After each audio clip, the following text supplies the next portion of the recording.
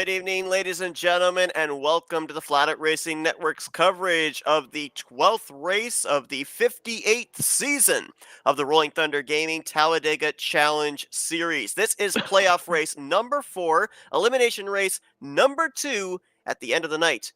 8 drivers will be whittled down to our final 4 to compete in the final 2 races of the season, and it all takes place here at Burnt Screwdrivers Raceway. I'm Seth Cole alongside of Matt McIntyre. And Matt, a lot of different storylines coming into tonight, but I think the biggest thing that stands out when we look at the point standings, the playoff points coming in, nobody is safe right now. Nobody that we look at on this current playoff grid looks like they are a sure lock-in into that final 4.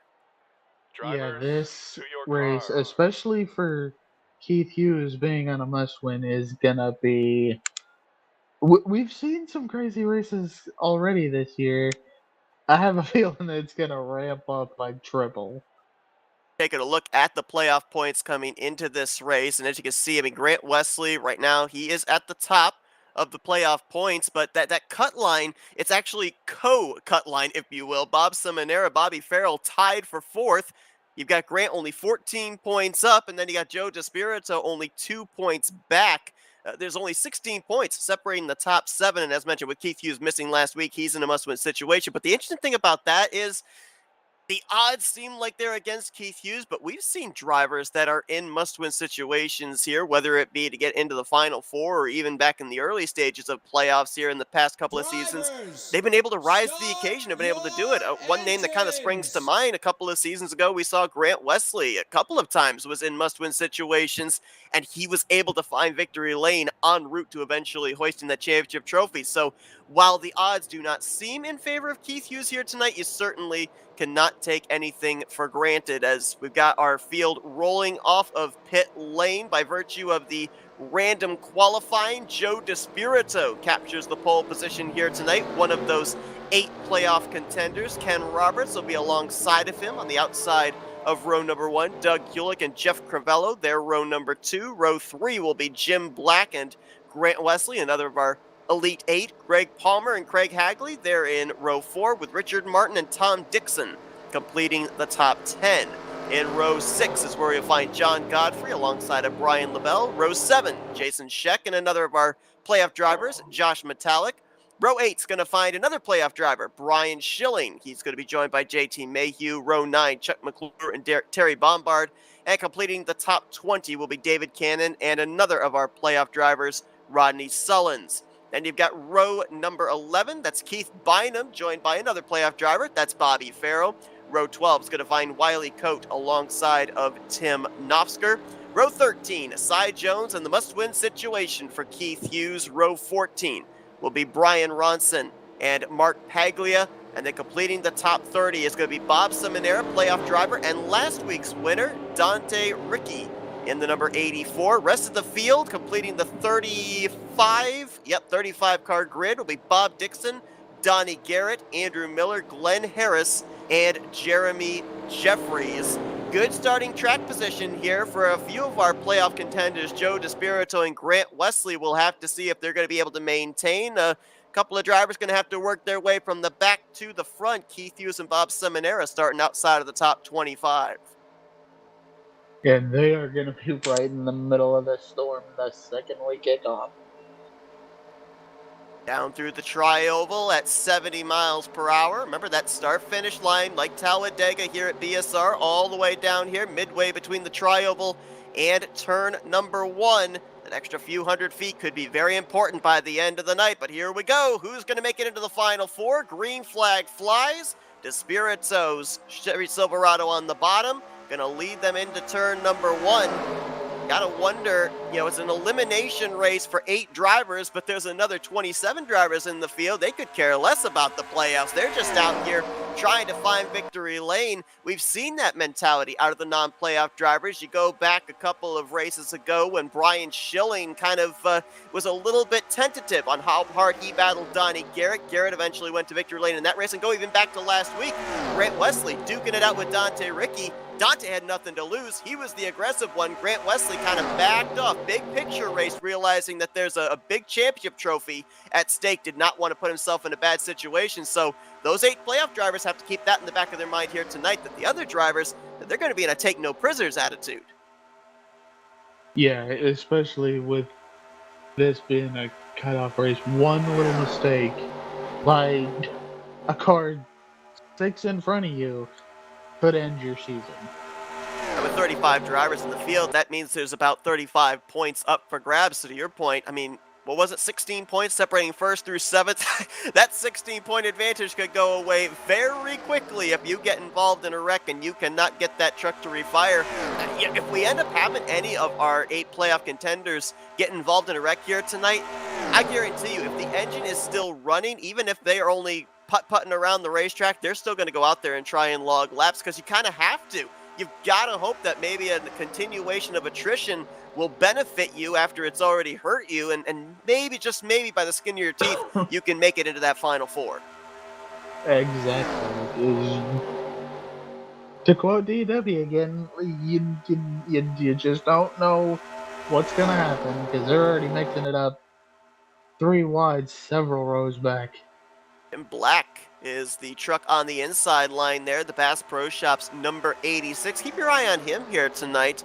A couple of weeks ago, I think actually, maybe it was last weekend. Yeah, I think it was last weekend. We've referenced the Talladega Nights. A number of these drivers race over in that. And Jim Black had, I believe it was a runner-up finish in the team race last weekend. So a little bit of confidence there for him. Really good run at Super Speedway, and see if he can follow that up here today, as you've got that middle line. 1, 2, 3, it's about 7, maybe 8 cars single file, and then it's 3 wide. Brian Schilling leading the top line there with Chuck McClure and David Cannon. Inside line, you got 3 trucks with the aforementioned Jim Black, Greg Palmer, and Richard Martin. If someone's going to make an early mistake that has catastrophic results for your playoff contenders, it might be right in this area of the field. Yeah, it's one reason I always try to take the Joe DeSpiritos, try to get up front as fast as possible and try to stay there. Now, a little interesting thing, you know what, I love my statistics. I took the opportunity to go back this afternoon and find out what the scenario would be for our 8 playoff drivers and if they ended up making it into the Final Four this season. Now, the playoffs format was implemented back in season 40 of the Tally Challenge. That would have been back around the beginning of 2017. So we're going back about a little over 6 years and about 17 seasons. But on the drivers right now that are in our Elite 8 coming into this race, if Joe DeSpirito makes it into the Final Four, it would be for the 13th time in the last 17 seasons. Bob Seminara, for him, it would be the 12th time. For Brian Schilling, the defending champion, it would be the 9th time. Grant Wesley, it would be his 8th. Josh Metallic, his 5th. Rodney Sullins, it would be his 2nd. His first was, of course, a couple of seasons ago when he almost ended up winning the championship. But for Keith Hughes and Bobby Farrell, if either one of those two make it in, it'd be for the very first time in their Tally Challenge career. Which, out of DeSpirito and some of the first guys you mentioned, that is impressive. It boggles the mind, right? DeSpirito, a chance of 13 out of, what would have been, 18? Yeah, 13 out of 18 seasons. Only would have missed out on 5 seasons going all the way back to the beginning of 2017. I mean, at that point, you might as well put them in the category Just give them a golden ticket into the playoffs.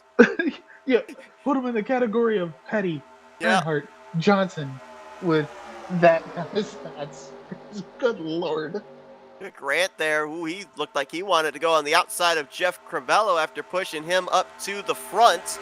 And now he's going to dive down to the inside line there. Grant Wesley taking no prisoners, trying to get maybe the valuable bonus point for a lap led. You know, we might not necessarily think that that's all that important in this type of a race, but we consider the fact we've been talking about the possibility with super speedway racing. You never know if the big one's going to sweep you up on the next corner. That one extra point could be a huge difference after tonight's event as to whether you're going to be 1 point to the good or maybe 1 point to the bad behind that cut line. As much as I'm not a fan, I haven't really ever been a fan of the whole playoff format for NASCAR, it truly has made it where every single point matters. Made the drivers have to strategize a lot more, right? And I cannot imagine doing a playoff system in super speedway racing. I mean, if you're at a speedway, you're at a short track, even at a road course, things are a lot more spread out. You've got time to breathe, time to think, time to strategize. But you're here in the middle, three wide, several rows deep, trying to figure out, okay, this 2 inches of my splitter that is behind the truck beside me, is that going to be 1 point that's going to hurt me or 1 point that's going to help me? I mean, it's such close quarter racing, and you're having to be a racer, a crew chief, and a mathematician all at the same time. We got the benefit of being up here, taking a look at the grid, seeing who's running where.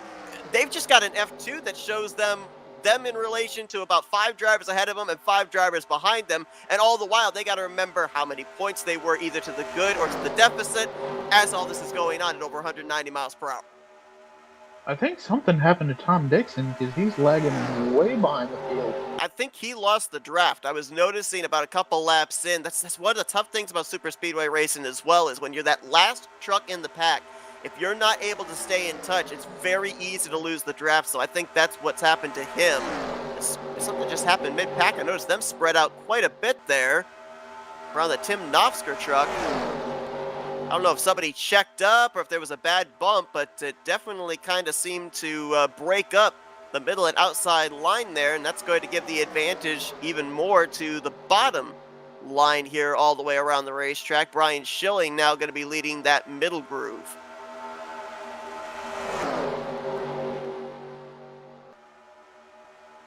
Oh, chain bumping going into turn 3. We saw last week that race turned into kind of a 50-50 race of attrition and race of strategy. We saw the week before, though, the elimination race here where we whittled the field down from 13 drivers to 8 drivers. That was a survival fest for the playoff contenders. Right now, things are looking relatively calm at the front of the field, but it's a question of, is it just the calm before the storm? Or we have had in the past here where Burt Screwdrivers Raceway has been the relatively tamer of the 2 racetracks between itself and Talladega, and it's come down in most of the races to pit strategy, fuel strategy, and execution on pit road. As of right now, it is looking like we are heading down that route, but get close to the end of this race and we get maybe a freak caution or an interestingly timed caution, the whole landscape of what we see at the front could change. Even the last time I was in the booth over at Talladega, that one was looking nice and calm until the last 3 laps, and then all chaos broke loose. So you literally just never know. One tiny little mistake by somebody, say 4th in line, or if they push into the corner, push the 3 in front of them into the corner, and then nothing else goes. One thing that's been kind of cool throughout the course of this season is to be able to kind of see the development of drivers that we haven't seen here in past seasons. Of course, we knew about Keith Hughes. We've raced with Keith in the past, but never seen him over here in the Tally Challenge, and he found victory lane twice very early on in the season. A couple of other drivers that are in the field tonight that have made a few starts in the past. Craig Hagley in the 32, Keith Bynum in the 63. But take a look at that 4th truck on the inside line. That is Brian Ronson. Now, we didn't really know a whole lot about him coming into the season. He made his debut a couple of races ago, has been in the field the last couple of weeks. Haven't really mentioned his name all that much, but looks like he is starting to gain some confidence, race up here at the front. Right now inside the top 10, and that's I think that's a Tim Richmond or a Martin Folgers throwback there. Yeah, and that's really the best way to do it. Get up in there and start mixing it up, because if you're just riding at the back, you're not going to learn very much. That old adage, iron sharpens iron kind of thing, right? I mean, even a lot of the drivers that we're used to seeing up at the front of the field even say, you know, every single time that they find victory lane, they have to work for it. I mean, you talk with Grant Wesley or Joe DeSpirito or Josh Metallic, and they don't say, oh, yeah, that was an easy win. That was a walk in the park. No, they had to race their guts out to make sure they were the first one back to the start finish line. So the level of competitiveness that takes place here, if you're a driver that is got limited experience in super speedway racing, not all that comfortable racing up at the front of the pack, to your point, do it here, do it with these guys, learn from these guys, go to school, and that's, I think, what the 21 is doing. But how about Andrew Miller? I think the only Yeah, time that Andrew Miller has led a lap here this season prior to tonight has been under pacing, under caution. He just led a green flag lap, and that 47 is looking strong. We've had a number of drivers in those elimination races and these playoff races that are non-playoff contenders, spoiling the party for drivers to be able to win their way into the next round. Andrew Miller could be one of those drivers here tonight. yeah. I was looking around and I noticed he was the leader. I'm like, had a wait a minute, where, Mister, where did he come from? Moment, Well, you because he look at the started back in the back. exactly, and you see the truck to his inside there, Jeremy Jeffries. Miller and Jeffries started this race from 33rd and 35th. Jeffries was shotgun on the field, took him 15 laps, and now he's up on the point. And Brian Like I said, Schilling, we saw that middle group got kind of broken up, and he was starting to fade back. He's found some drivers to work with, and he's now up here inside of the top three. Brian Schilling, I mentioned the fact that the playoff system was implemented back in season 40. In the span of those 7 years, there have been 3 different types of playoff formats that have been implemented, and Brian Schilling has made it into the playoffs in all 3. He's a former champion, multi-time former champion. He would love to be able to call himself a champion in this playoff format, of course, the defending champ, because let's not forget, normally we'd be talking about the Final Four getting ready for the season finale next week, but no, this is race 12 of 14. It is a 2-race final round. Talk about consistency being key. This is probably, in my recent memory, going to be the playoff system where that is going to be the most prevalent. Oh yeah, and it's made even more chaotic by, like, say, you never know how Talladega and burnt screwdrivers are gonna race, because all season they've kind of been flip floppy. You never know which one's gonna be the chaos race. The interesting thing too, when I was going back and looking through, the drivers and how many of them had made the Final Four in the past. I got recollected of a season when our own broadcast colleague Jessica Shelton was in the Final Four, and I remember in that season, I think it was her, Wesley, Seminary, and DeSpirito. I might be wrong if that was the Final Four, but I remember that they finished, I think it was 4th through 7th, one behind the other, behind the other, behind the other.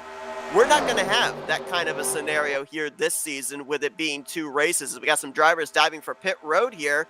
That was, I think, Dante Ricky, last week's winner, that came down, along with Tom Dixon and Bob Dixon.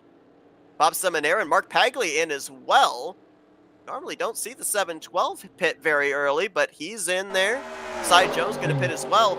But consider this. Consider that we may end up having none of our playoff drivers win next week of the Final Four, and then in the finale, one of the Final Four ends up winning the race. We've not very often seen a driver win the race and the championship here in the season finales, but that could be something that happens. Yeah, and to even counteract that, we could have both races where the 4 playoff drivers just wind up finishing 1, 2, 3, 4 both races. Got another pack coming down pit road there, led by Joe DeSpirito.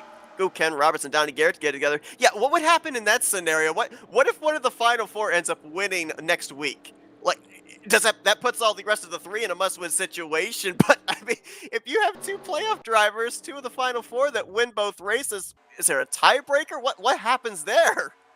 I feel like you're gonna have to do the take a page out of the Cars movie and have an extra race. Well, with either just that those 2. or maybe you take the race that they didn't win for the 2 respective winners, and whoever has the highest finish in the other race maybe wins the championship. I could see that, but I feel like it'd be more fun if you just had the race off. Looks like Mark Paglia, either he missed his stall or he got hit with a speeding penalty. He's back in as Grant Wesley, Jeremy Jeffries, Chuck McClure lead. Gracious, that was about 20 trucks onto pit road, and it looks like they all made it. Oh, nope, I say that, and someone's around. That's Keith Bynum. Maybe Rodney Sullins might have gotten a piece of that in the 38. That's one of our Elite 8 drivers. It was off racing surface, so it will not bring out a caution, as things might cycle around to the 24 of Despirito. We'll wait and see as he's up to speed. But yeah, I think during the course of this next week, I'm going to be picking the brain of the RTG admins and trying to figure out what is the tie break scenario if something like that takes place. Jim Black, trying to get into his stall, had to stop, let another guy out, and got hit in the back. Got McClure going to win the battle off pit road of this group, and you saw Joe Despirito, his party there, just hitting the start-finish line. Let's see if they're going to have enough momentum to get to the front here or not. I don't think they are. They're going to get up to about 4th or 5th, I think, and then I think this group of 5 might be somewhat up to speed and might be able to hold them off. So it looks like McClure might end up cycling out to the point after this first round of green flag pit stops. And yes, Mark Paglia, to update on him, he did end up getting a speeding penalty, had to serve the pass-through. He's fallen a lap down as a result. Tom Dixon, we saw come to pit road just before he was getting lapped, so he is now -1 also. The rest of the 32 trucks at this point in time are on the lead lap, so Paglia and Dixon would be in the free pass position should we end up getting a caution. And haven't we had a driver that was in the free pass position early on who wound up winning the race? Several times. Several times we've had that. We've had, I'm trying to remember, I think it was Jeremy Jeffries a couple of weeks ago. I might be thinking of the wrong driver, but there was somebody that ended up about 2/3 of the race. They were trapped a lap down.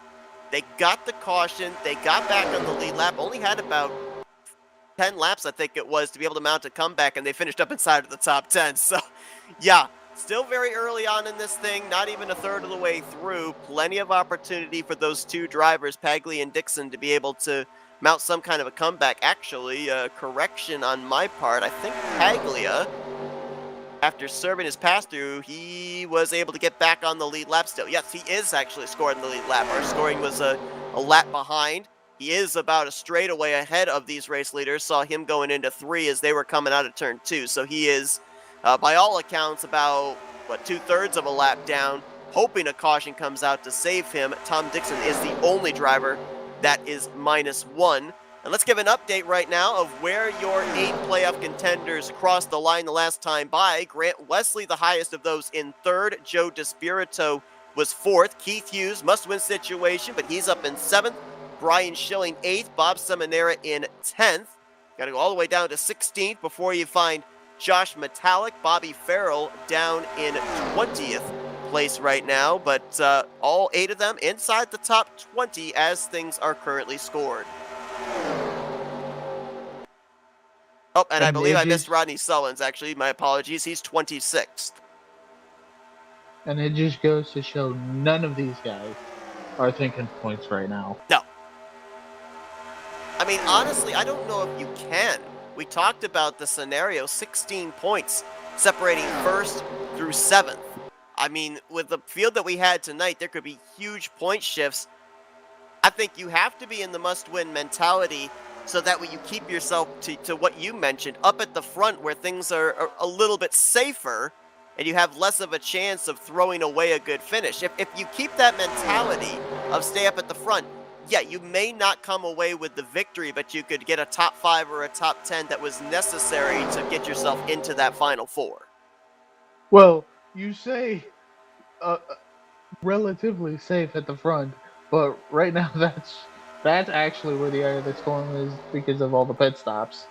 They're going 3 wide there. David Cannon, high, wide, and handsome. Josh Metallic with him. JT Mayhew. Seminara's going to jump up there as well in the 712. Let's see if that keeps the momentum going. Sometimes it does. Sometimes it stifles that momentum, and you got to use about a half lap to get the momentum back, but looks like it's still moving. Seminara now 3 wide with Tim Nofsker and Grant Wesley for the 3rd position, and he might be able to get alongside of Chuck McClure and Jeremy Jeffries for the lead here out of 2. Look up ahead. Here comes Paglia. That's Paglia. Yep, he's about to go a lap down here. No drafting help, all by his lonesome. There's nearly 15 miles per hour difference between him and the rest of the thundering pack. And I know he's a good driver, but where is he supposed to go? Up to the wall. 3 wide. Oh, 4 wide with him. Well, the good news Lord. is, I was going to say, the good news is they were catching him through the center of the corner. The sketchy area, it seems like with 4 wide, is coming off the corner, specifically off of turn 4. You saw Paglia was almost up into the wall trying to give that 3rd lane the room necessary to get off the corner. Right, and unfortunately, I don't know if he was able to catch the back end of this draft. He might have. But if he didn't, then he's gonna potentially be lapped again in several laps. Now, I mentioned that I thought that Rodney Sullins, we didn't get to see the early part of the contact at the entrance of pit road, but I thought Rodney Sullins either got a piece of or was held up by the 63 of Keith Bynum, who we saw facing the wrong way during that cycle of green flag pit stops. Apparently, that was the case. Rodney Sullins is currently running in 26th, 17 seconds behind the race lead. That is a driver right now that needs a caution to be able to make his way back into the Final Four. He was 2 points behind the cut line, 1 point behind the cut line coming into this race. Bobby Farrell and Bob Seminara, the 2 tied cut line drivers, are currently running ahead of him. Seminara, the highest of the 2.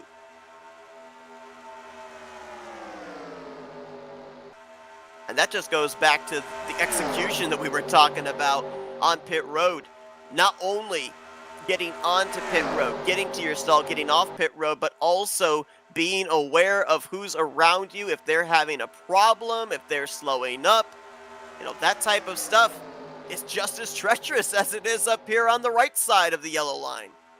And I'm noticing that ever since they've had the 4 wide bag lead, I think the field took that as a note of, hey, wait a minute, we don't want to wreck now, because they've all just about single filed out except for Hughes and a couple other cars. There is Rodney Sullins. Got big push here from Brian Lavelle. 2 wide.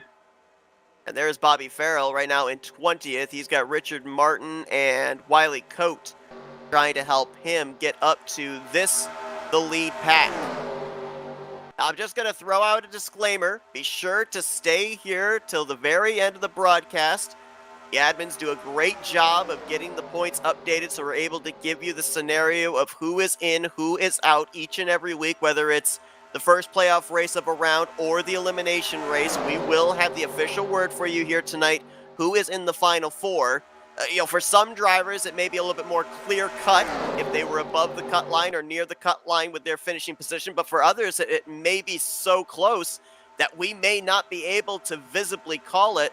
We'll try and do the math in our head, give you an idea live of who is currently your Final Four and who is needing a miracle to be able to get above that cut line. But do not take everything we say for absolute gospel. Wait until the end of the race when we get the points formatted to give the official Final Four to compete for the championship in the next 2 races. But right now, just eyeballing it here, Matt, it looks like Grant Wesley, Joe DeSpirito, Josh Metallic, Bob Seminara, they right now up inside of this top 7 or 8, you got to think that's the Final Four that we're looking at right now. Yeah, right at this very moment. And, just looking at the points from as they started this race, Metallic, Seminara, Farrell, Sullins, and DeSpirito are all 5 points apart maximum. So, and Brian Schilling's right there too. Add him into that mix. He's on the inside line, 6th truck, so he'd be around 11th or 12th, and he was, 8 points to the good, I think, coming into today? Yes. And Keith Hughes, even though he's in a must-win scenario, he's right there just at the back edge of this lead pack. Interesting, you see who he's behind. 77 of Donnie Garrett, who went to victory lane a couple of weeks ago. We heard Donnie Garrett very early on in the season singing the praises of Keith Hughes. We saw those two work together a lot. Keith actually pushed Donnie to what was then a checkered flag. Donnie got a post-race penalty, and Keith ended up getting credited with the win, but we've seen them work together a lot, and, you know, obviously, drivers are aware of the 82 situation. Maybe that 77 is someone he's called on here to be able to maybe help him get up to the front and get that last-minute shot clock cheese into the Final Four. Oh yeah, I'm sure he made several deals this week. Especially after not being able to race last week. As of right now, we can say that Bobby Farrell, Rodney Sullins, and Keith Hughes, I believe they are still below the cut line with where they're running and where they were positioned in points coming into this race. The big question mark, as they are currently scored that last time by, where do Joe DeSpirito, Bob Seminara, and Brian Schilling stack up to each other? Because Wesley came in above the cut line. He's currently in third. Metallic was above the cut line. He's currently in fifth. Schilling, we mentioned, was 8 points to the good, but right now he is just barely outside of the top 10. DeSpirito, I believe, well, nope, I was about to say has led the most laps, but he is now 2 laps behind Jeremy Jeffries' 9 laps led. So Jeremy Jeffries has the bonus point right now for most laps led, but DeSpirito still has the bonus point, and he was only 2 points behind Bob Seminara, who right now is being scored last time by in the 8th position. So things look like they're super close right now between the 24, the 7, 12, and the 4. And especially with Joe being third on that outside line, so he's essentially, as we're looking on track, 4th on the track right now. So he would be ahead points-wise of Seminara, but would he be ahead of Brian Schilling? He would have to be, let's see if I can quickly do the math in my head. He would have to be, what, 10 or 11 positions ahead of Brian Schilling? 10 positions with the lap-led bonus point. And right now with him in unofficially 4th Third. And Brian back in probably 11th, that wouldn't cut it. Brian would still, at this point in time, I think, have the 4th and final spot. Yeah, based on where they were, they crossed the line. Schilling was 13th and DeSpirito was 3rd, so I think that's like 1 10 point positions. short. Yeah, 10 positions, and they were... And yeah, 10 points separated. So actually, with the lap-led bonus point, DeSpirito would have been up by 1 point for the 4th spot. And that's just right now. I mean, we've crossed the halfway point. We've still got at least 1 more round of green flag pit stops coming up here. Actually, no, correct that. We've got 2 rounds of green flag pit stops because, as we know with the fuel window, if a race goes completely green from start to finish, they have to make 3 trips to pit lane. They've already made 1, and I think we might end up having some radios light up to maybe be making that 2nd round here this lap for a couple of drivers. And then that 3rd and final pit stop, if we continue under green flag conditions, usually takes place in the final 10 laps. Well, we got at least 1 driver making the drop. That's Bob Dixon, the 143. Like he might be the only one of this lead pack. I think it's safe to assume Tom Dixon would probably be coming to pit road this lap as well. We see the Dixons usually come to pit lane with each other under green flag conditions. And I can confirm he did. And Cy Jones, so only 3 trucks this lap. I saw Bob Seminara get down to the inside line there. He actually was one of the first group to come to pit road, so he might be in this lap. Lure's going to chop down to the bottom. Oscar and Metallic do the same. Let's see if the 17's pitting in this time. Nope, but here comes Seminara, Donnie Garrett, the lap truck of Paglia, and last week's winner, Dante Ricky. Woo! Little do-si-do there with Seminara going left to right, Ricky going right to left, right across the nose of Donnie Garrett. They made it work, though. The question is, did they get it back down quickly enough to pit road speed? And that's always the tricky part, because when you're racing out here, you're not really thinking about who's where on the pit stalls until you get right up to pit road entry, and then you're like, oh, I'm in the wrong spot. And the big problem too is, if somebody's messing up beside you or does something you're not expecting, you might end up calling an audible and end up coming in a little bit hotter or a little bit slower than you expected to. Wow, Grant! If he's not having to change tires, I'll be shocked. He locked up that right front there. Almost missed the commitment cone, but he was able to outbrake Joe DeSpirito coming to pit lane. Oh, Bob Dixon, the 143, back on pit road. More than likely, the STP Dodge got hit with a speeding penalty, having to serve a pass-through.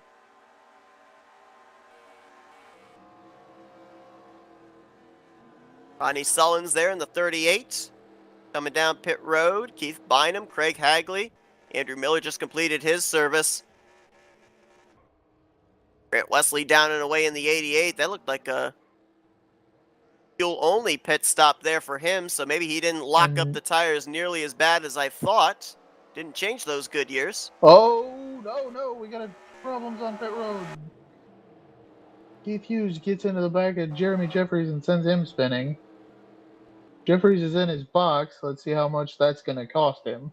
Rather interesting angle, but they are servicing the Eagle One Valvoline Chevrolet. Here comes another group down pit road led by Bobby Farrell. Got to wonder how that's going to affect the 82 of Keith Hughes, who was up in the lead pack when they all were starting to come to pit road. Is he going to be with the lead pack after this is concluded? Nofsker, Metallic, Chuck McClure, some of our other front runners on pit road this lap. And this might be the group to look at here as far as who might cycle out to the race lead. Got JT Mayhew, Terry Bombard, and David Cannon coming down this lap. Mayhew was the leader. Bombard was second.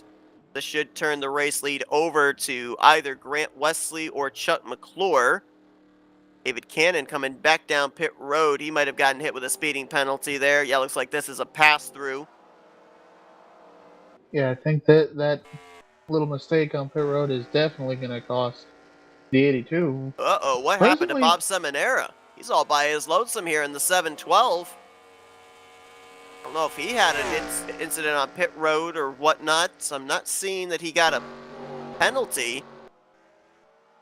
You don't want to be all by yourself coming off of pit road. You got to come in with somebody and leave with somebody, and that could put the 712, who was the co-cut line driver coming into this race, in a bit of a predicament. Oh, Brian Schilling got hit with a black flag penalty.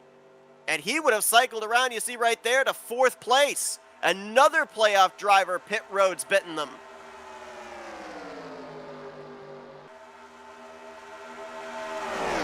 And Brian was 8 points to the good coming into this race. He's going to lose a lot of track position. There you see him peeling down and heading for pit road. So that is, now 4 of our 8 playoff drivers that have encountered something here in these first 40 laps. Rodney Sullins had an issue on pit road. Bobby Farrell had a slow pit stop and was running way back outside of the top 15. Seminara leaves pit road all by himself, and now Schilling on pit lane for a pass-through penalty. Chuck McClure cycles out to the top spot, and things are looking a lot brighter right now if you're Josh Metallic, Grant Wesley, and Joe DeSpirito, because you're up here inside of the top 10, and at least half of your playoff competition have had some problems. From what I'm seeing, it looks like Seminara got hit with a speeding penalty. Oh, and another playoff driver, Matt. Another one. Keith Hughes got hit with a black flag. Oh my god. What is it with playoff drivers on pit road? Keith. Wow. Even in real life, what is it with playoff drivers on pit road? I mean, the pressure, right? You know that you can't overextend yourself, but at the same time, with how close the points were coming into this race, you want maybe that just little bit of extra if you can get away with it, because it could translate into 1 or 2 positions, 1 or 2 points once everything cycles around. There's Bobby Farrell going a lap down in the 92. We'll wait to see where he cycles around, but As things are currently scored, Keith Hughes drops all the way down to 24th. Seminara, to your point with the pit road issue, he's right now in the 25th spot. And Farrell getting put a lap down, he is in 30th place. That's one reason I love and have a love-hate relationship with super speedway racing. So here's how things just cycled around. As things currently stand, Rodney Sullins, he may not be in the lead pack, but he crossed the line last time by in 17th place. He is ahead of Brian Schilling, Bob Seminara, Bobby Farrell, and Keith Hughes. I don't know yet. I'm trying to see if I can quickly do the math. But did this second round of pit stops just take Rodney Sullins from outside the Final Four and put him in? As things currently stand, I believe it did. He was 1 point behind the cut line. The two drivers that were ahead of him, Bob Seminara and Bobby Farrell, were the co-cut line drivers, and he is ahead of both those drivers right now. Now, the big question, though, is Joe DeSpirito running up here at the front. Does he have enough to knock Rodney Sullins out? And in the case of Rodney Sullins, does he have enough positions to be able to knock out Brian Schilling? So right now, it could be Wesley, Metallic, Schilling, and DeSpirito, but it could also be Wesley, Metallic, DeSpirito, and Sullins. It really all depends on who's got what in terms of points right now. Unfortunately, I am not able to keep track of that based on what we previously had because they are not available. We know that DeSpirito and Sullins have both passed Bobby Farrell and Bob Seminara. So we know that they're both at least into 4th. The question is, though, do either one of them have enough positions to then knock out Brian Schilling? Now, DeSpirito, running right now, last time scored in 9th. He would need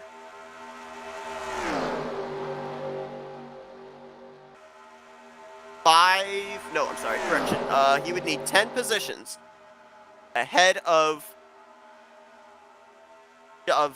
Brian Schilling to knock him out. And right now, in 9th 21st. and Schilling down in 21st, he would have enough. So we know that he would be in the Final Four. But the question now is, would Brian Schilling have enough points to be able to stay in the Final Four over Rodney Sullins? Sullins, he was a total of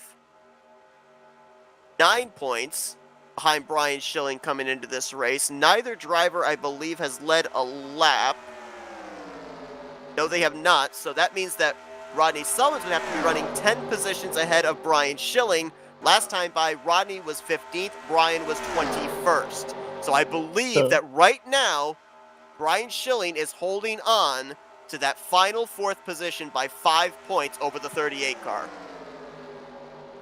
Yeah, it's gonna be very close until... And oh, by the way, we still got another round of pit stops before all is said and done. As I've heard said, and I've even said it a few times, it ain't over till the fat lady sings, and she ain't even warming up yet. And right now, we've got a total of... Oh, Richard Martin's a lap down, so we've actually only got 8 drivers on the lead lap up in this lead pack. The 92, the 43, and the 86 at the very tail end are all 1 lap down. So from McClure back to DeSpirito, those drivers are currently on the lead lap. And look at the drivers we've got up here that either are non-playoff contenders that were eliminated in the early going, or drivers that still haven't gone to victory lane. I mean, you look at the 17 of Chuck McClure, the 080 of Tim Knopfsker. I cannot believe that we have gone 12 races into the season and neither one of them have yet found victory lane. Donnie Garrett back there and Dante Ricky, they've played playoff spoiler as non-playoff drivers, finding victory lane in the last 3 weeks. They're up here inside of the top 6. And Jeremy Jeffries, who the last time, 2 weeks ago, that we were here at Burt Screwdrivers Raceway, got involved in a wreck, could not continue, ended up being eliminated from advancing into the round of 8. He's looking for some BSR redemption right now in that 4th position. A lot of strategy going on in these guys' heads, but also trying to have none at all.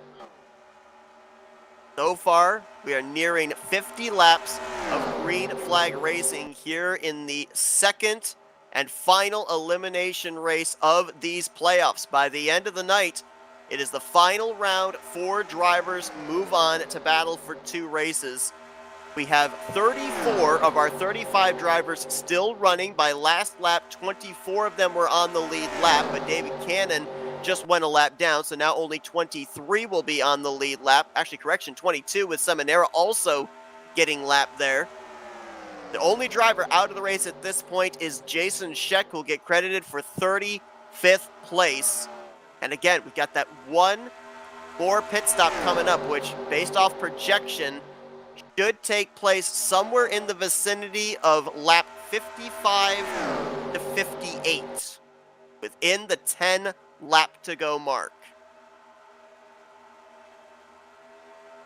Notice the 84 of Dante Ricky backing out a bit there.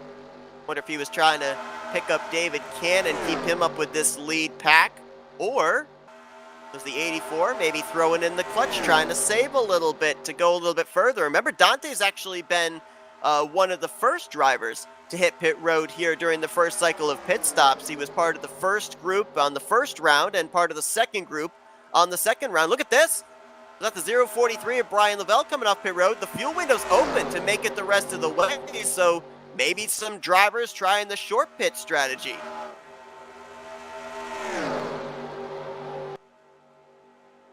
The only problem with doing that is you absolutely guarantee you're going to go a lap down.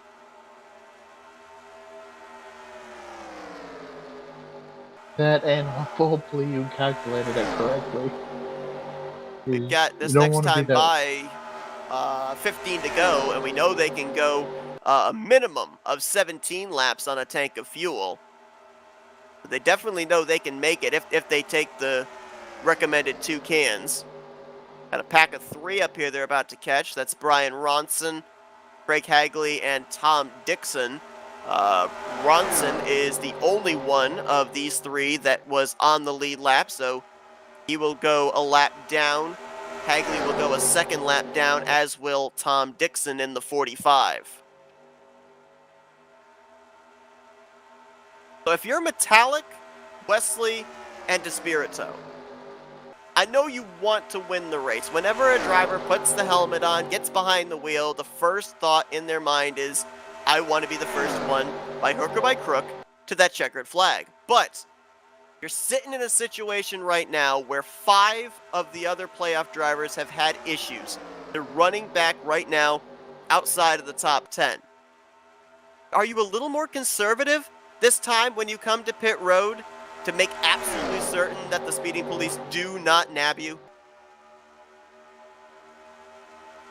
I feel like I would be if I were one of them, but then again, I'm not out there racing. I don't know what's going through their minds. Their minds are probably racing at 500 miles an hour. And if those 3 manage to stay up here in the lead pack, you got to wonder if we're going to see the big picture racing that we've heard a couple of our playoff drivers describe in the last couple of weeks of, I know that these guys, they want that win, and I want to make sure I bring my thing home in one piece. Don't want to put myself in a situation where I'm involved in a wreck off of turn 4 and lose 10 to 15 positions because of racing too hard for the victory. We've heard Grant Wesley mention it a couple of weeks ago. Josh Metallic mentioned it a couple of weeks ago. I mean, these drivers, they have to bear in mind that, yep, there's an opportunity to pick up a checkered flag, but there's also an opportunity to head into that final round of the playoffs and be able to win the championship. And as things stand right now, the jury's still out right now between Schilling and Ronnie Sullins as to who's going to get that 4th spot. But Metallic, Wesley, and Despirito, if they stay where they are and advance in, those are 4 former champions right there looking to add to their trophy collection. And I wouldn't count them out, but then again, it's like I say, like you said earlier, I can see points racing, but then again, you're also at a super speedway Right. where you can points race all you want and still something can happen on the final lap and take you out of it. So I don't really know if you can points race at a track like this. Bob Seminara heading on to pit lane as a regularly scheduled stop for the 712. He'll look to get out, stay on the tail, or stay ahead of the leaders as here come a big bunch of them. Oh no, Oh, and we got a McClure! problem. And he's gonna just narrowly miss Bob Dixon. Oh, and there was some more contact on pit road between Grant Wesley and Donnie Garrett. Hopefully that didn't shoot Donnie Garrett over the speed limit. Who was that Novsker that got into the 17? Oh, McClure's McClure's gonna cause a problem. That's got to be a caution. Oh He gosh, he just got hit by turned up in somebody. front of the pack. Is the yellow flag out? We're waiting to see. Yes, there you It is. see. There you see the caution lights out. And the first caution of the day comes out nearing 10 laps to go. I don't know who got the 17. Looked like maybe it might have been the 043 of Brian Lavelle. He's got a ton of damage there just making his way on by. And well, it all started, there was a little bit of contact between Tim Novsker and McClure, and that's what sent McClure spinning out into the grass. Would you say the fat lady wasn't warming up yet? Oh, well, that's what I think she's about to hit the first note. This changes everything. By last lap count, there were 25 drivers on the lead lap. I don't even know who was in the lucky dog positions. It's saying possibly Mark Paglia and Bobby Farrell, though we don't have confirmation on that yet. Let's take a look and see what happened here. We saw the initial contact. McClure, who had led a race-high 24 laps here tonight. Contact with Tim Novsker coming to pit road, and we're going to stay with the 17 all the way along here to see what culminated in the tri-oval. I thought he was going to wipe out Bob Dixon. I thought he was going to slide into the back of the 143, but he didn't. What happens here is... He locked it up hard, and then he just kept sliding, and then... I hate to say it, but... That was some poor... Yeah, that was some poor situational awareness. He tries to get going right in front of the field. Yeah. There's a pack of about 5 or 6 that are entering into the vicinity.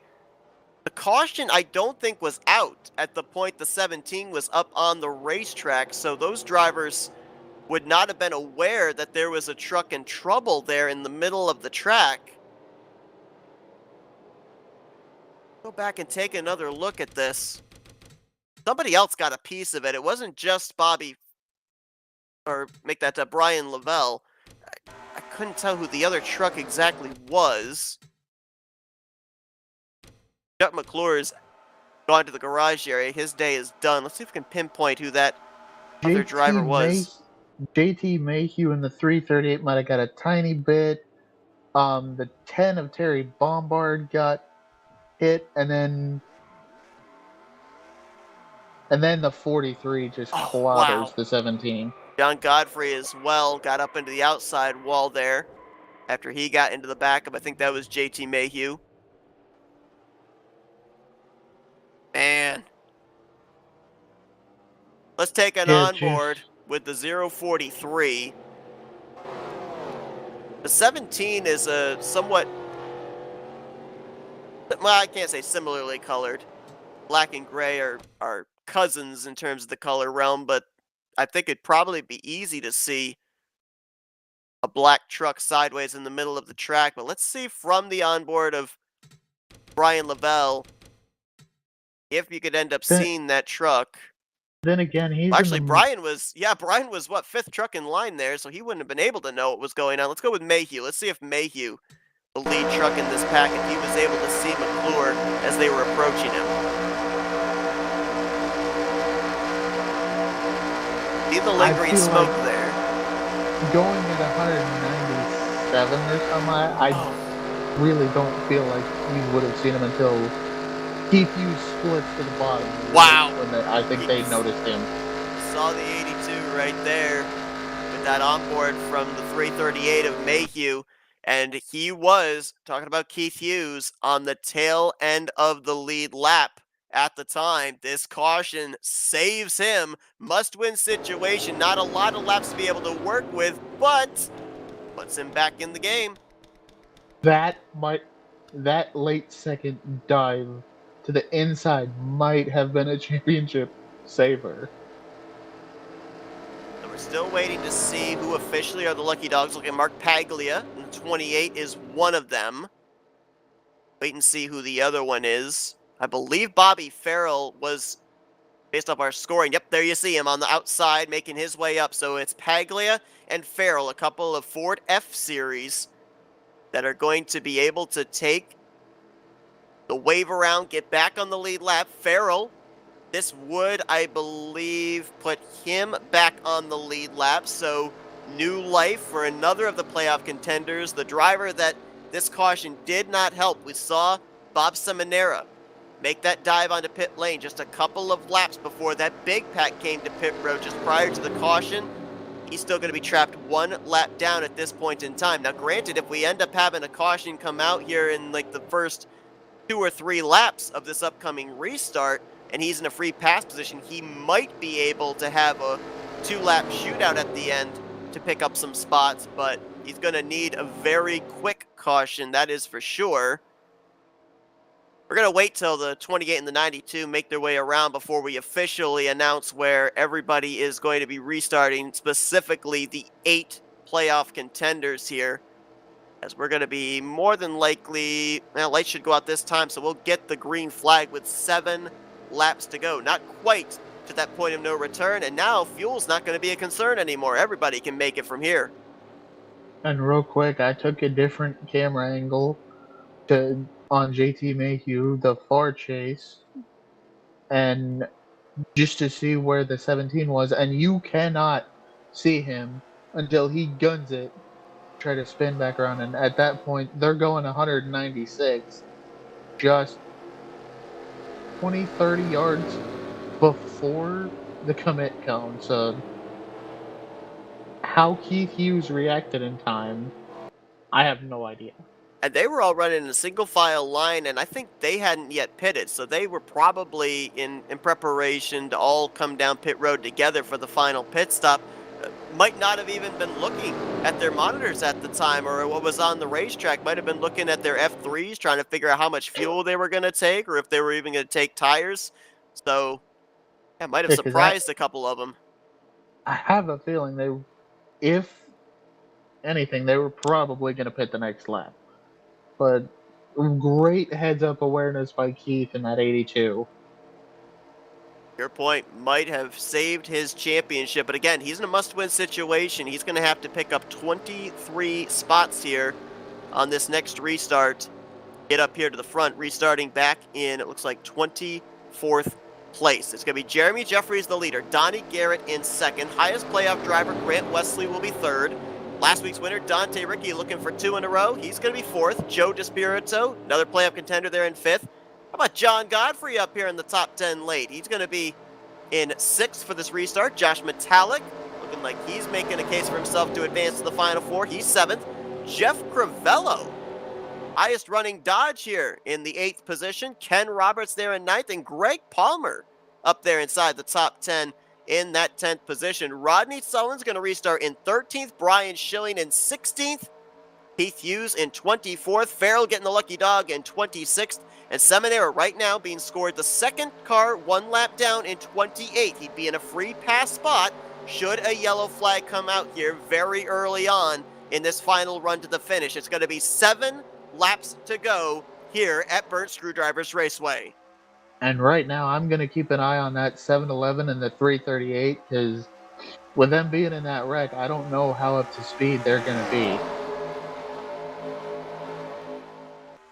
Because they might seem fine early on, but then as they build up speed, and if they get shuffled out of the pack, they are probably going to drop like a ton of brakes. But with that caution coming out, That now puts Brian Schilling back, I think, into a Final Four position. Rodney Sullins had a bit of an advantage on him by about 5 or 6 spots when everything was spread out.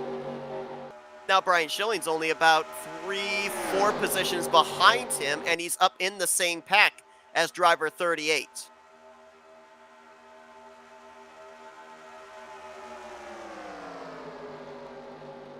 Top 4, single file. Second through fourth, playoff contenders. Jeremy Jeffries, former playoff driver, got eliminated in the first round. Truck number 1 in P1. And the 043 and the 17 have taken their trucks to the garage. Gonna join Jason Scheck.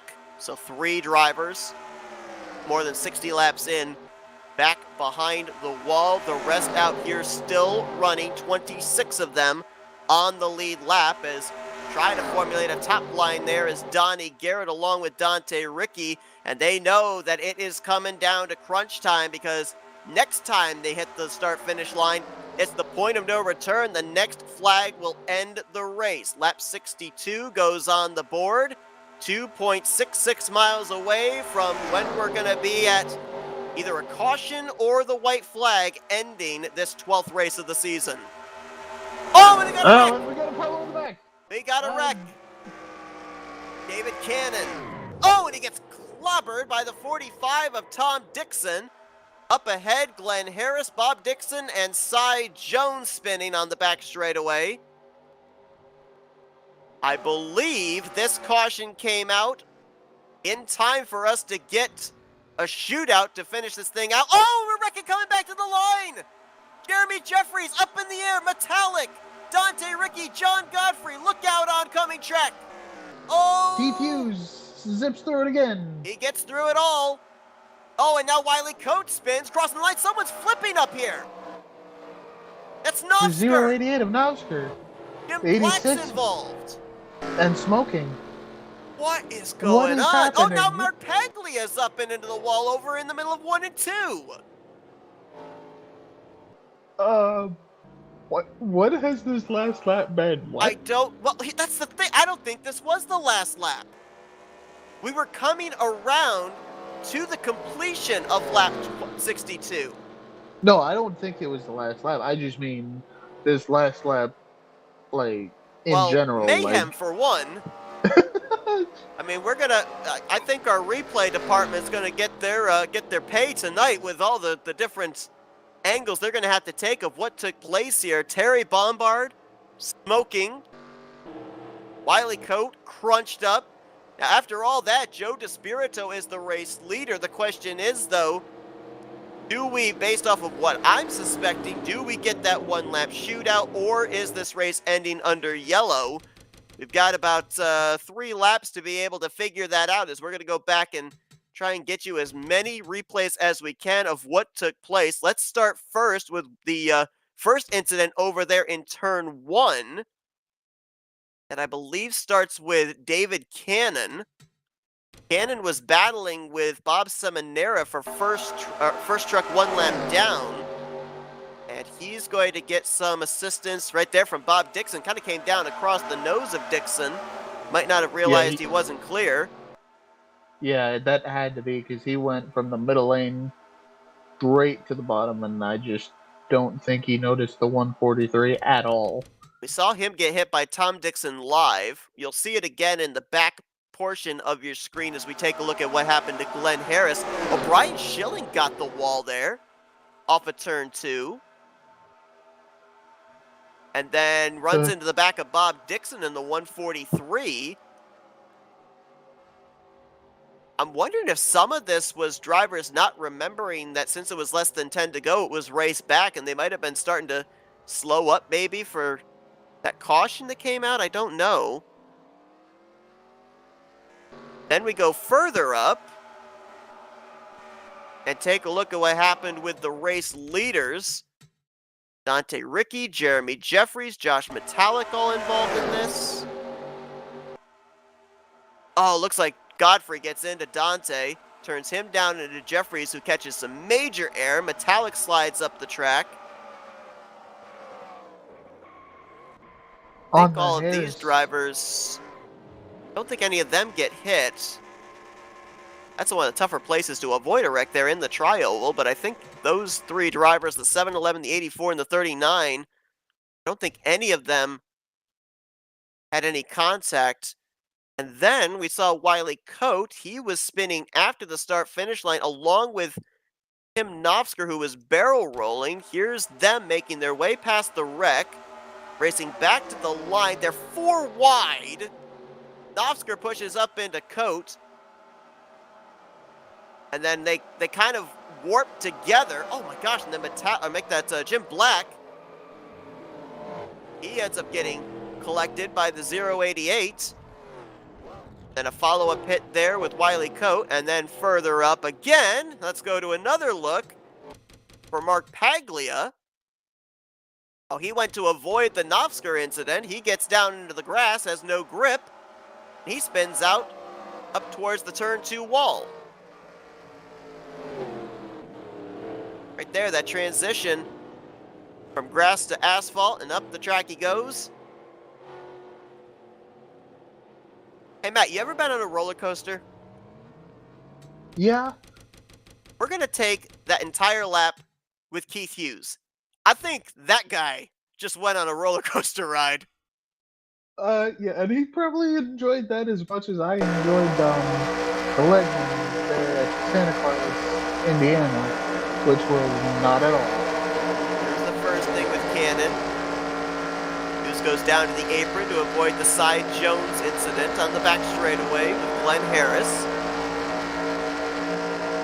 Then things relatively calm as you make your way here into turn 3, but then off of turn 4 all the way to the tribal. Watch this as all heck breaks loose. You're going to see the contact there with the leaders.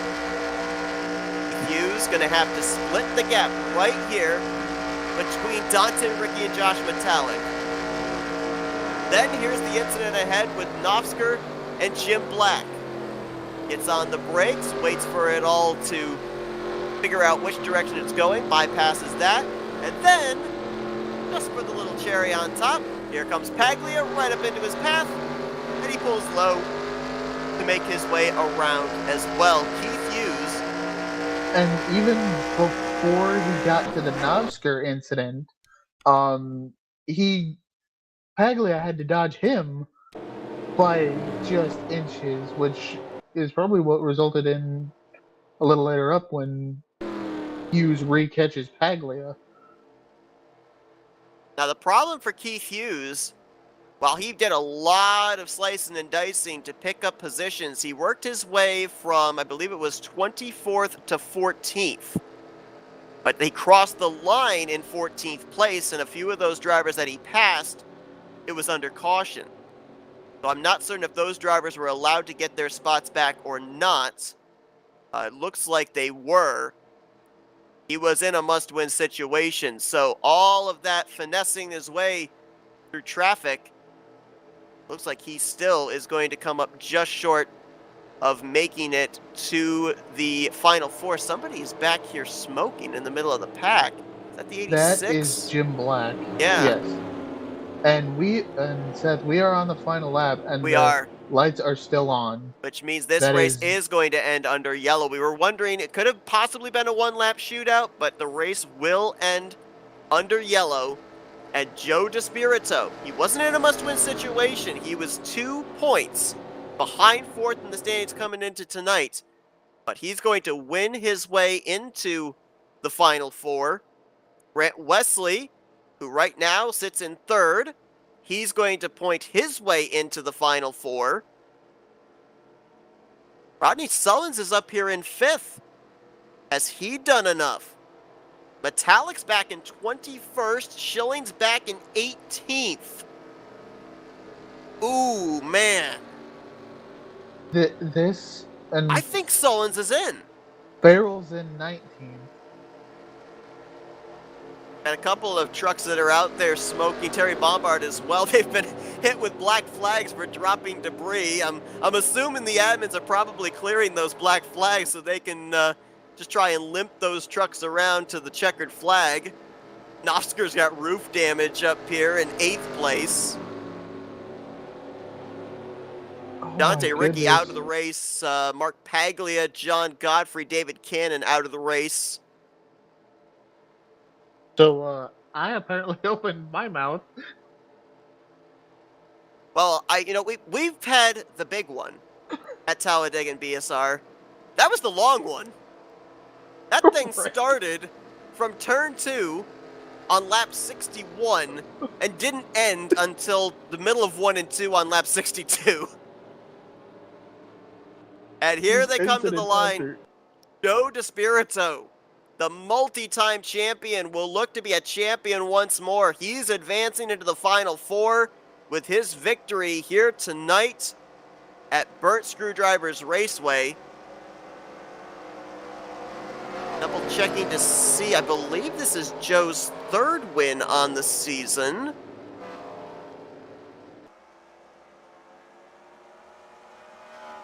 No, it is his second win on the year.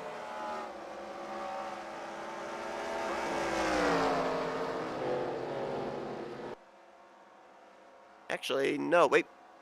Might have been his first. Actually, I think DeSpirito pointed his way into the playoffs, actually.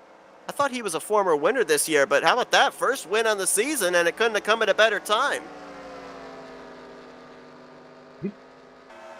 The Magic in I-24 at Talladega. And one of the toughest things to That's do, track. remember, he started from the pole. He went coast to coast here tonight, only led 10 laps.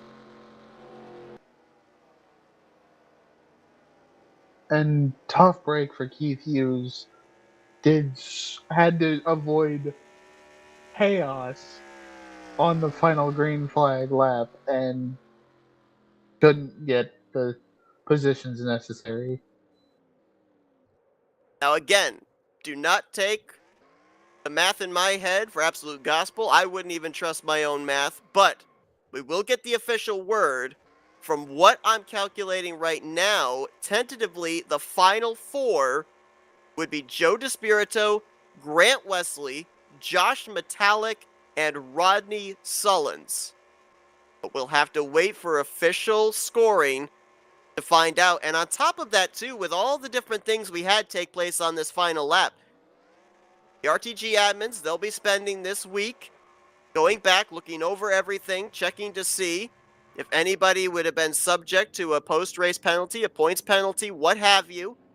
If any of our playoff contenders were involved in any of that and were deemed responsible, even the Final Four that we announce here tonight may not necessarily be the Final Four when we get to the first race of the final round next week at Talladega Superspeedway. But unofficially, here is your finishing results. DeSpirito locks himself into the Final Four with the win. Donnie Garrett, another great run for him here in the playoffs. He's going to get second, and Grant Wesley going to complete the podium. How about Doug Hewlick? The first time we came here to BSR, it made its debut on the Tally Challenge schedule. Doug Hewlick only needed about 100 feet off pit road to get to the caution and proverbial checkered flag to pick up his first win of his RTG Tally Challenge career. Top 5 run for him here tonight. And the jury out right now on Rodney Sullins. Was this 5th position enough for him to lock himself into his second Final Four appearance? And look at this top 10. Greg Palmer, 6th. Ken Roberts, 7th. Tim Nofsker there in 8th. We saw him have that incident barrel rolling after he took the caution. 9th place for Jeff Crivello, and Wiley Coate going to complete the top 10. Wow. The big question mark is down there outside the top 15. Brian Schilling, 18th. Josh Metallic in 20th. Are they in or are they out? And I can't see it, but I think that, and maybe even the 92, right there between them. Yep. Farrell in 19th. Now, let's see. Farrell was co-cut line driver, but he was behind both Metallic and Schilling. He was behind Metallic by 3 points and Schilling by 8 points, with finishing around them I think he would be below the cut line now. I think Seminara, Farrell, and Hughes might be the three that we could possibly confirm have been eliminated from the Final Four. But then again, we don't absolutely know for certain. We can just take Yeah, educated guesses right now, but until next week, until everything is done and dusted, we don't absolutely know for certain I have. who is in and who is Yeah, out. I'm hearing that they're actually working on the points as we speak. So by the end I of this have. broadcast, we'll give you an idea at least of who your Final Four championship competitors are going to be. I have a feeling that the only one, at least in my mind, that I can confirm out and like say don't absolutely take my word for this, but would be Keith Right. Hughes with having had to have been the winner. And I feel like finishing a lap down in 24th, Seminaire came in the cut line driver. I think he's definitely going to be a driver that'd be out as well. Yeah, And I I could just see got that the one. update that actually apparently the program that is used for points is currently down. So we may not even have an official word of who the final four drivers are, which just So gives you that an incentive to have to tune in next week. which explains why I could not see it during the race. We'll have to see if we can figure out unofficially who the final four drivers are. There's two that we absolutely know for certain: Despirito and Wesley. There's no doubt those two are going to be going for the championship next week, and we're going to be Yeah, I'd talking with be them here in just a moment. As a matter of fact, let's kick things off with the driver of the number 88, Grant Wesley. Hey, Grant, Matt, and Seth up here in the FRM booth. You got us? Oh yeah. Well, I mean, you came into tonight as the leader of the playoff standings. Granted, it wasn't a huge cushion you had between yourself and the cut line, but we saw this 88 truck up front all night long. A lot of drivers, especially a lot of the playoff contenders, having problems with pit road here tonight. Looked like pit road was pretty kind to you. I mean, was there anything that you struggled with here this evening?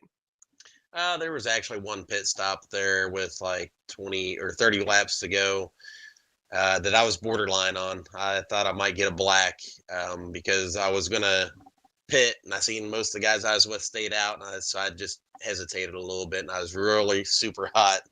But other than that, yeah, everything went great. The Lotto Q gods gave me a sixth, so I'll take that any day. And yeah, the race just went really smooth. I worked really well with Joe once again and Jeremy, and there was a couple times throughout the race that the three of us were able to hook up and really make some good speed, and we kind of found each other there at the end. Hated to leave Jeremy there on the last lap. I seen everybody jump high down the backstretch. So I went outside of Jeremy, and I guess coming to the yellow flag for the checkered, the end race coming off four, Joe and Donnie had that run. So I was just trying to slow their momentum by pushing them up top. And I was hoping by slowing down their momentum, the inside would get a run, and then I'd jump down in front of them and maybe get the win through the tri-oval. But there was that wreck, and of course didn't have any help down low. So just didn't work out. But congratulations to Joe on another win. I think I asked you this question last week when you were in that battle with Dante in the closing stages at Talladega about how much you let yourself think about the big picture in terms of where you're positioned, good point situation, don't want to end up losing a lot of points in a lot of spots by putting yourself in a bad spot and maybe spin out and have a lot of drivers get on by you before the race concludes. Did that enter into the equation here tonight? Because with all the stuff that was going on, we were focused a lot on the wrecks coming to the checkers, but definitely could see in the forefront there as well that three wide formation coming off of turn four, and you were kind of boxed in. Yeah, I knew I was in a pretty good position coming into this race points wise. So, had I started in the back, I don't really think you would have seen me in the third lane taking that risk. I probably would have played it on the safe side. I would have been aggressive. Don't get me wrong, but I probably would have yielded to the bottom lane before I went to the third lane to get towards the front. So a second last week, a third place here tonight, back-to-back podiums here in this round. So what's the confidence level heading into this final round, which we know we're coming back to both venues, Talladega and then back here to BSR with the championship on the line, not just that one and done season finale. Oh, it's huge. Lots of confidence. Love both tracks. Yeah, the momentum with the two podiums back to back going into this finale is huge. You know, I'm going to keep the wind in my sails and hopefully pick up my second championship, which would be fantastic. But yeah, really psyched for it. You know, points racing has always been my thing, so I think this season may play to my favor. We're looking forward to seeing how it all plays out. First time we're going to get to call a dual season finale, if you will. Going to be, I think our calculators are probably going to overheat trying to figure out where y'all are going to be scored at that final race based off of next week at Talladega. But Grant, best of luck to you in those final two races. Congratulations on advancing into the final four. And we'll give you the opportunity now for some thank you sponsors and shout outs. Yeah, I guess first and foremost, I just want to congratulate all the Final Four drivers that made it in. I know of Joe and Rodney for sure. I'm not sure who that fourth driver is.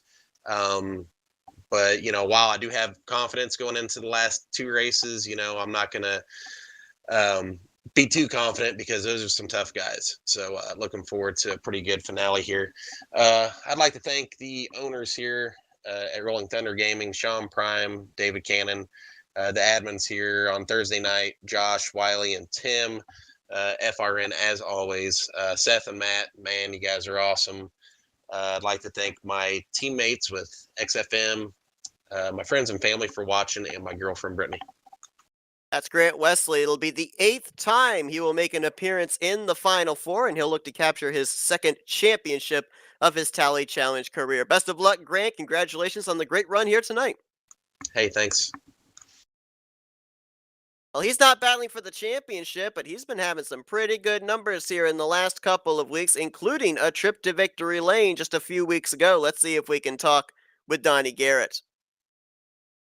Donnie, Matt, and Seth up here in the FRM booth. You got us? I got you guys. I'll tell you what, these playoffs rolled around, and this 77 truck is, it's been on fire. Another solid run for you here tonight. Almost pulled off your second victory on the season, but that last lap, well, it wasn't exactly officially the last lap, but it was as good as coming to that caution. That was wild up there at the front. I mean, what little more do you think you could have done to be able to get around that 24?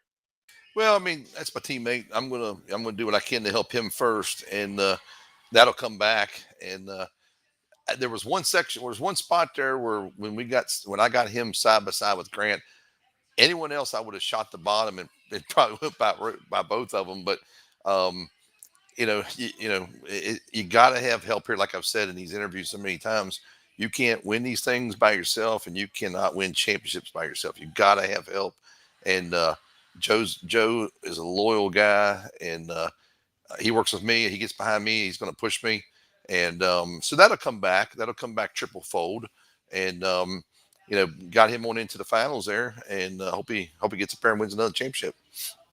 Now, we ended up seeing here tonight, it was looking like we were going to be running the entire 66 laps under the green flag. The big talking point was pit road. A lot of drivers having difficulty with the execution, either getting onto or on pit road itself.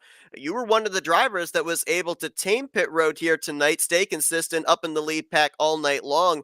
What is it about this particular pit road, do you think, that's kind of tripping up drivers as opposed to Talladega that we go to every other week?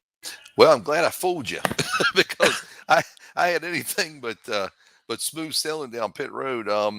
It's for some particular reason, this pit road, it seems slipperier. Like I actually slid through my pits on my first stop, and luckily I'd come in pretty good. I hot pitted, so I could lose a little bit and still not lose a lot. But it seems like I've got to stop sooner in my pits in this particular track to stop where the jack is.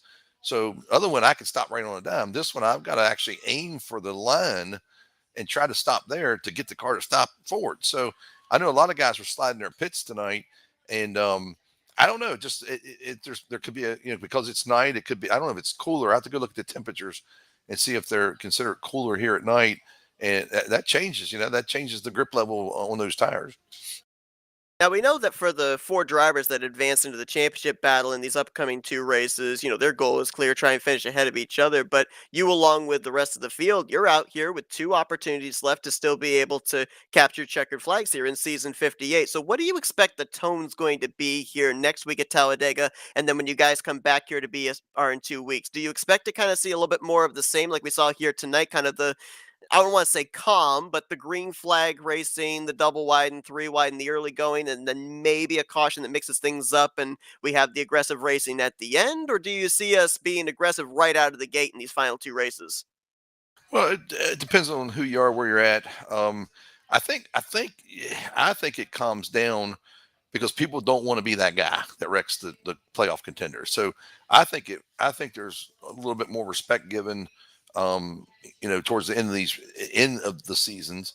Now again, you get a late race caution, it's going to get wild.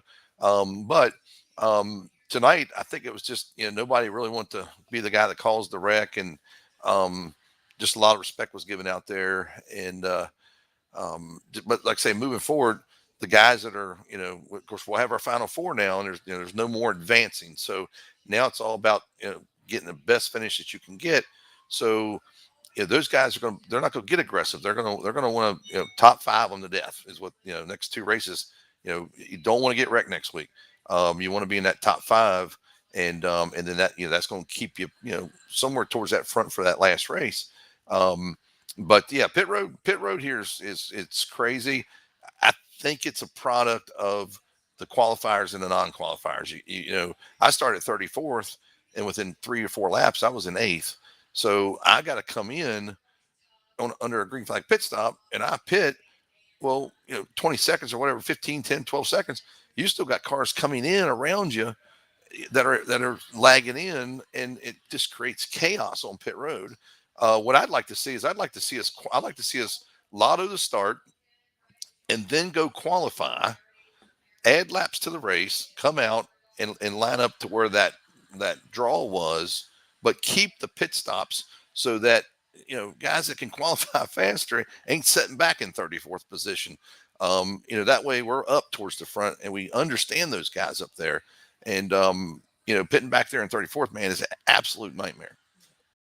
Well, it's something that we're going to have to definitely keep an eye on here during the course of the remainder of this season, as you talk about, especially with the random qualifying, those pit stalls towards the back. I mean, I've experienced it as well, and we've seen here even in the playoffs, playoff drivers, not a lot of them get the benefit of the good starting track position and those good pit stalls up towards the exit of pit road. But Donnie, obviously going to be a lot of fun to watch you and the rest of the non-playoff drivers here in these final 2 races. See if you guys are able to get another checkered flag or 2 before the conclusion. But I'll tell you, if consistency counts for anything, I think this 77 might find another victory lane here in these upcoming 2 weeks. Another solid outing for you here tonight. Runner-up finish. Congratulations on a job well done. Before we let you go, the floor is yours for thank you, sponsors, and shout-outs. Well, thank you guys, and I think the owners at RTG. It's like I say all the time. It's the greatest place in the world to race. It's stressful at times, but it's an incredible place to race. And want to give a shout out to Joe for his win there tonight. And he better mention me in his victory lane speech. And just looking forward to the next 2 weeks, and might end up there in the booth with you. I'm having a little slight problem with my potentiometers on my pedals, and might jump up there in the booth with you and maybe call that last race. So be looking forward to that if we can do it. And if not, I'll be trying to get some wins out here.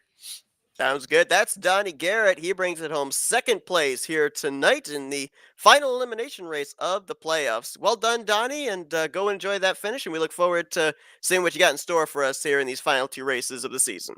Woo! And now we'll go down to victory lane and see if we can dial up the driver of the number 24 truck, Joe DeSpirito. Joe, Matt, and Seth up here in the FRM booth. You got us? I got you guys. How are you? Well, we're gonna talk about this run to the checkers caution and your win and everything, but I want to hit you first with a statistic we were talking about during the broadcast. I know that when you get in behind the wheel of that truck and you put the helmet on, you're not really thinking about stats, but up here in the booth, we got all the time in the world to be able to look at this stuff. Do you realize that in the 18 seasons now that RTG Tally Challenge has implemented the playoffs, you are now entering into your 13th Final Four? I mean, that just boggles the mind. Um, I did know that. Yes, thanks. Oh, Yeah, okay. Well, yeah. it did my job for me. I didn't even have to research. I should have just asked him. He would have known. Yeah, I like to look at the stats a lot. Yeah, yeah, it's been awesome. I got good guys around me, um, teaching me stuff, helping out, pushing, communicating, and just all leads to this, and it just keeps me coming back. The adrenaline rush, and I love this style of racing, man. Now, in the back of my mind, I thought that you were a former winner coming into this playoffs. I looked at the former winners, and your name wasn't on that list. I was shocked. I didn't remember that you pointed your way in. So, how important was getting this victory here tonight in preparation for that Final Four, in terms of momentum, especially? Yeah, I mean it's great to get the win. I honestly, looking at the replay here on lap 61, I really wasn't gonna go for the win necessarily. I was content being third behind Jeremy and Grant, and I wasn't sure if I wanted to go high. And then the caution came out, and impulse reaction. I'm going for the win. So I jump in front of Donnie. Grant blocks me, and then I go around Grant, and luckily Donnie. That was nice of him to push me to the win there. So yeah, like I said, that wasn't 100% the goal. I just wanted to make it to the final four, and win is always nice. Obviously, you had the good starting track position here tonight with the random qualifying giving you the pole. We talked about the fact pre-broadcast about you were one of the drivers below the cut line, but not by much. You were only 2 points below the cut line. How much were you keeping an eye on those drivers that were around you around that cut line here tonight? Or when you were up there inside of the top five for most of the evening, were you even worried about that? Kind of basically realizing, with where I'm situated, there's no way that I'm not above the cut line in preparation to advance into the final four. Yeah, kind of the latter there that you said, the second part. And I just wanted to run up front, and I know starting first, I didn't really have to worry about anybody too much, and I kind of stayed there most of the race. And I'd occasionally look at the standings and see the other guys not in any position to challenge, and I just kind of stayed in line for a lot of the race there.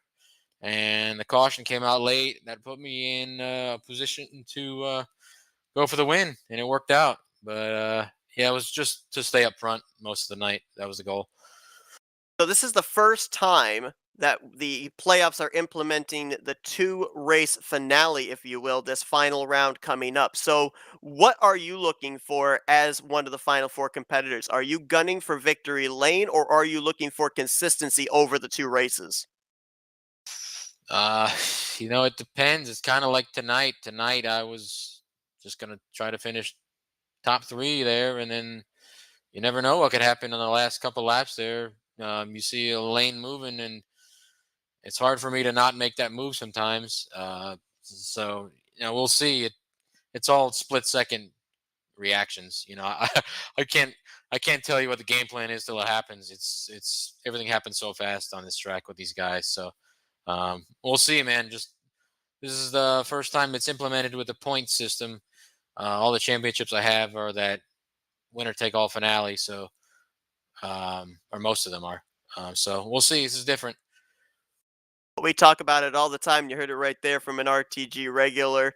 Always calling audibles in super speedway racing. But Joe, great job for you here tonight doing something that's very difficult to do at a super speedway, coast to coast, pole to win. You lock yourself with this victory into the final four. Going to be a lot of fun to see what you do in these final two races. Looking for yet another championship here in the Tally Challenge. But before we let you get back to your celebrating and get to pre-planning for the next 2 weeks, the floor is yours for Victory Lane. Thank you, sponsors, and shoutouts. Thanks, guys. I want to thank RTG running a great series here on Thursday nights.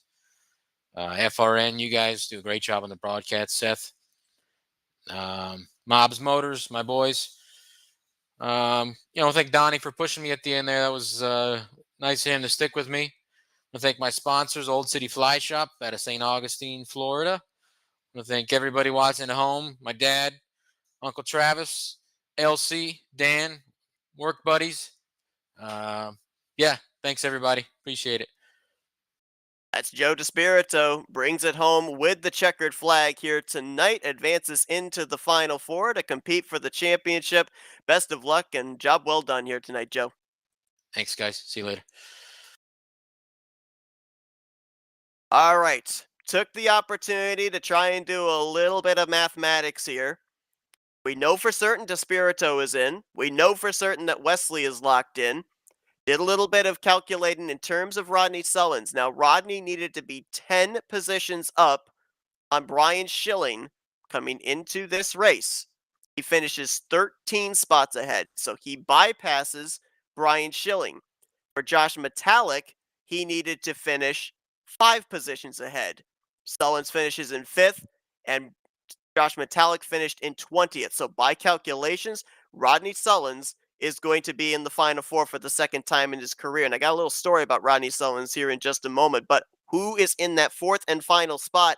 It comes down basically between Josh Metallic and Brian Schilling. Now, Schilling came into this race second in points. Metallic was right behind him, third in points. The two of them were separated by 5 points. Metallic would have needed to finish 6 positions or higher than Brian Schilling. As I just mentioned, Schilling finished 18th, Metallic finished 20th. By finishing below Brian Schilling, Metallic is eliminated along with Hughes, Farrell, and Seminara. Schilling, the defending champion, will get a chance for back-to-back championships. He gets the fourth and final spot along with Sullins, Wesley, and DeSpirito. So 3 drivers, former champions, Wesley from a couple of seasons ago, Schilling the defending champion, but previous champions before that, and Joe DeSpirito, multi-time champion. For the second time in 3 seasons, Matt, Rodney Sullins is going in as the underdog, looking to capture his first championship of his Tally Challenge career. And I wouldn't count him out because, as we saw with the last green flag lap, you don't know what's going to happen. And here's the thing. Here's the story I had about Rodney Sullins. I ended up getting a message from him last week prior to the start of this round of 8. He had taken a tumble off of a ladder, had injured himself. Obviously, our thoughts are still with Rodney Sullins. Hope that he's feeling better. And he was considering not even taking part in that race if the pain was too much to bear. He was going to join us up here in the broadcast booth, but he fought through it. He took part in last week's race, and he comes in tonight below the cut line and advances his way into the final 5. I talk about it all the time. These sim racers are fighters. We had Jason Scheck with his concussion problems earlier on in the season. Greg Palmer had a ladder incident around the midway portion of the season. We saw them come back and continue to compete. Rodney Sullins, add him to the list of those drivers that just continues to forge ahead. And he's battling for a championship in the next 2 races. It kind of boggles the mind. A lot of people don't realize what goes on behind the scenes in these league races. They just see what happens from green flag to checkered flag, but there's a lot of stuff, a lot of different storylines that the watcher of these broadcasts does not see, and it's always amazing to bring it to light and realize what these drivers have to overcome in order to be able to compete here on these Thursday night events. Yeah, and especially you never know what's going to happen. Like you said, with those 3 guys, life happens and other family drama happens. You never know. Well, I think we're going to have some drama in the next couple of weeks, that's for sure, because this is something that these drivers have never done before. These drivers have all taken part in advancing into the Final Four, but they have all taken part in a 1-race season finale. Now you've got to split it between 2 races. We've seen both Talladega and BSR be equally challenging, whether you are a playoff driver or a non-playoff driver, whether it be what's taking place on the racetrack or what's taking place on pit road. This is where you're going to find out the caliber of a champion. What are they able to overcome? What situations are they able to turn for their good at 2 very challenging super speedways? Now, I asked the question there for Joe, and he wasn't 100% certain. Said, even tonight he had to call an audible in the final 10 laps. If you're a playoff driver going into these final 2 races, what are you gunning for, Matt? Are you looking to get that early victory next week at Talladega, or are you looking for the consistent maybe top 5s or top 10s to be able to get the advantage overall in the 2 races? I think if it's me, the best thing to do is go for those wins. Just start up front and stay up front all race, both races. Because anywhere, heck, even second on back can be disaster if the chaos that happened on lap 63 happens. And we've seen this particular track, Burnt Screwdrivers Raceway, the first time that we came to it, it was the alternate track here in season 58, made its debut. We saw the Doug Kulik underdog story. It's been very instrumental in the elimination races, obviously, with what happened in the closing stages here tonight. But little food for thought. The 2 playoff races for Talladega, a non-playoff driver has gone to victory lane, but the 2 playoff races here at BSR, it's been playoff drivers that have gone to victory lane. Grant Wesley 2 weeks ago and Joe DeSpirito here tonight. You don't think that the final race of the season, when we come back here in 2 weeks' time at BSR, is going to be huge for the championship 4? I beg to differ if the stats in these past 2 playoff races here at this particular super speedway have anything to say about it. But again, congratulations unofficially to Joe DeSpirito, Grant Wesley, Rodney Sullins, and Brian Schilling. They, I believe, are the final 4 that will compete for the championship next week at Talladega and the following week when we come back here to Burnt Screwdrivers Raceway.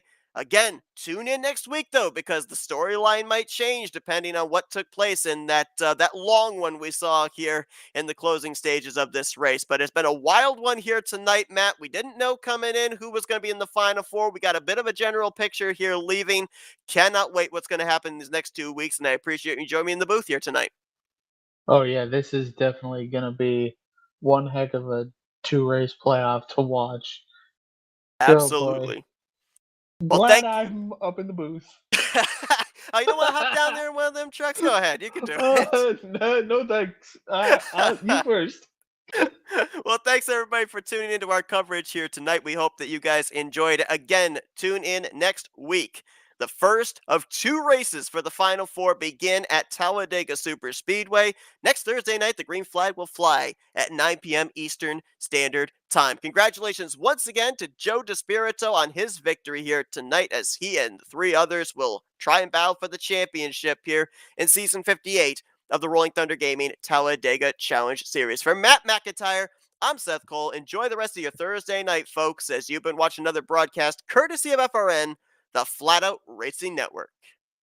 This broadcast is the copyrighted work of Flatout Racing Network and may not be rebroadcast, retranslated, or used in any form without the express written consent of Flatout Racing Network and iRacing.com Motorsports Simulations. Flatout Racing Network would like to thank you for your support, and we hope you enjoyed tonight's broadcast.